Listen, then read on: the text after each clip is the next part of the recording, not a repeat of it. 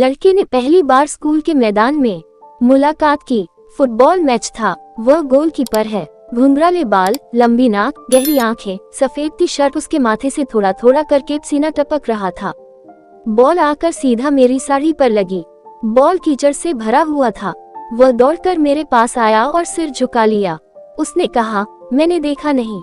मैं इतना गुस्से में था कि कुछ बोल भी नहीं पा रही थी कि मेरी माँ की साड़ी है। अब पता है मुझे कितनी डांट पड़ने वाली है। मैं बस उसे रहा था। वह धीरे से मुस्कुराया। उस दोपहर तूफान भी था। आंगन में हवा बह रही थी। हवा के बाद बारिश भी हुई। हम दूसरी बार बस स्टैंड के सामने मिले। फिर शाम को मैं कॉलेज में वापस आ गया हूँ। आखिरी सिगरेट खींचते हुए उसने बाकी सिगरेट कूड़ेदान में फेंक दी और दूर से कहा, साड़ी से मिट्टी के दाग निकले। मैंने न में अपना सिर हिलाया और मुस्कुराया। उसने चुपके से उसे कहा, उस दिन बालों में फूल लगाया था। आप और भी सुंदर लग रही थी।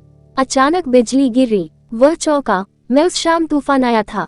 बारिश के कारण उस दिन बस रोक दी गई थी। बिजली ऐसी गिरी कि मैं डर गई। तीसरी बार हमारी मुलाकात हुई एक नदी के किनारे। सूखी नदी। मैंने नदी की ओर उंगली करके इशारा किया और कहा, उसे पानी चाहिए। बारिश चाहता है। एक भयानक लहर चाहता है। क्या आप समझे? उसने धीरे से कहा, मैं तुम्हें समझता हूँ। उस दिन बहुत जोरों की तूफान आई। नदी में पानी भराया। नदी के किनारे पर पेड़ की शाखाएं टूट गई। उस बीच दोनों में से किसी को भी प्यार के बारे में बात करते हुए नहीं सुना गया। हम चौथी बार सड़क के कोने पर मिले। हाल ही में मैंने कॉलेज पास किया था, लेकिन कोई जॉब नहीं थी तब मेरे पास। हाथ खर्च के लिए 2 ट्यूशन पढ़ाती थी।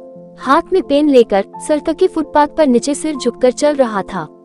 वह अचानक सड़क के बीच में खड़ा हो गया और कहा, कैसे हो तुम? मैंने हमेशा की तरह अपना सिर हिला दिया। वह सड़क से हट गया, एक तरफ खड़ा हो गया और कहा, अच्छी बात है। मैंने उसे पीछे छोड़ा और चला गया। मैं 2 फीट आगे गया, तभी पीछे से उसकी आवाज आई, क्या तुम पहले की तरह बालों को बांधती हो? इससे पहले कि मैं पीछे मुड़कर देख पाता कि तभी बारिश शुरू हो गई। मैं वहां से दौड़ा। तूफान के भवंडर में बाल ढीले थे। बाल कमर से नीचे गिर रहे थे। आज उनसे मेरी आखिरी मुलाकात है। स्टेशन परिसर पर मैं ट्रेन से बाहर निकला तभी उसे देखा। वह बैग लेकर सीढ़ी के नीचे आ रहा था। उसने मुझे देखा, लेकिन इस बार मुझसे कुछ कहा नहीं। मुझे भी उससे बहुत कुछ कहना था। सोचा था कि आज उसे मैं अपनी मन की बात बताऊंगी, लेकिन ये क्या? वह तो बैग लेकर कहीं जा रहा था। वह ट्रेन की ओर बढ़े जा रहा था और मैं उसे सिर्फ देखता ही जा रहा था।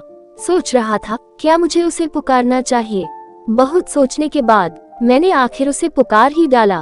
उसने पीछे मेरी तरफ देखा और कहा, क्या कुछ कहना है?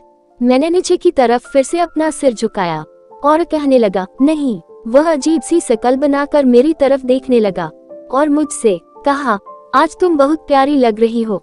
ये सुन मुझे बहुत शर्म आ गई। वह वहाँ से जाने लगा, लेकिन मैं कुछ बोल नहीं पाई उसे। वह ट्रेन में चढ़ गया। ट्रेन से हाथ हिलाकर उसने कहा, अपना ख्याल रखना। वह चला गया और मैं वही खड़ा खड़ा उसे देखती रही। न मैंने मन की अपनी बात उसे बताई और न ही उसके सामने कुछ बोल पाई शर्म से। और आगे कहानी सुनाने के लिए मेरे चैनल को सब्सक्राइब जरूर करें। धन्यवाद।